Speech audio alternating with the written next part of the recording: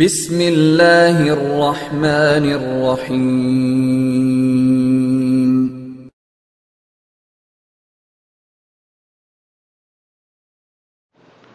আসসালামু আলাইকুম ওয়া রাহমাতুল্লাহি ওয়া বারাকাতুহু। আমাদের এক ভাই জানতে চেয়েছেন ওযুর পদ্ধতিকে। তিনি জেনেছেন কোন একজন আলেম থেকে যে ঘাড় মাসাই করার নিয়ম নেই, এটা সত্যি কথা, এবং তিনি বুঝতে চেয়েছেন যে ওযুর সঠিক পদ্ধতি কি। আমরা বলতে চাচ্ছি যে সর্বপ্রথম ওযু যখন আপনি শুরু করবেন, পবিত্রতার নিয়ত করতে হবে, কিন্তু নিয়ত উচ্চারণ করবেন না। নিয়ত মানে মনের সংকল্প, সেটা খেয়াল রাখবেন। দ্বিতীয় নম্বর, আপনি বিসমিল্লাহ পড়ে ওযু শুরু করবেন, এবং তৃতীয় নম্বর ডান দিক থেকে করবেন, এবং চতুর্থ নম্বর দুহাত কবজি পর্যন্ত 3 বার ধুয়ে নেবেন।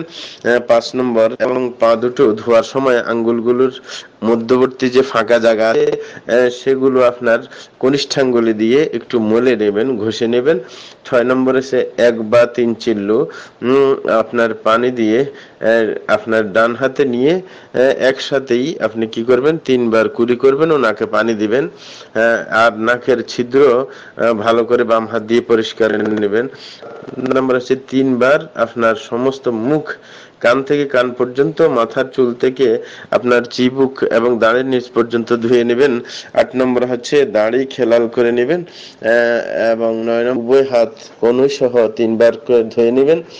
10 নম্বর হচ্ছে সম্পূর্ণ মাথা একবার মাসে করবেন, এবং কিভাবে, ভিজানো হাত দুটো মাথার সামনের দিক থেকে এবং পিছনের দিক থেকে সামনের দিকে টেনে নিয়ে আসবেন, এবং কান দুটো মাসে করবেন।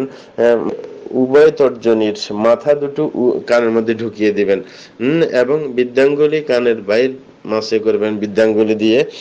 11 নম্বরে সেটা হচ্ছে যে পা দুটো টাকনু সহ 3 বার করে ধুয়ে নেবেন।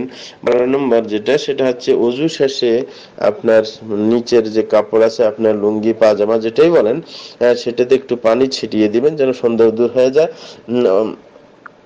এবং 13 নম্বর যেটা, সেটা হচ্ছে ওযুর শেষে দোয়া পড়া। দোয়ার আপনার প্রথমে শাহাদাতাইন বলবেন, আশহাদু আল্লা ইলাহা ইল্লাল্লাহ ওয়া আন্না মুহাম্মাদান আবদুল্লাহি ওয়া রাসূলুহু।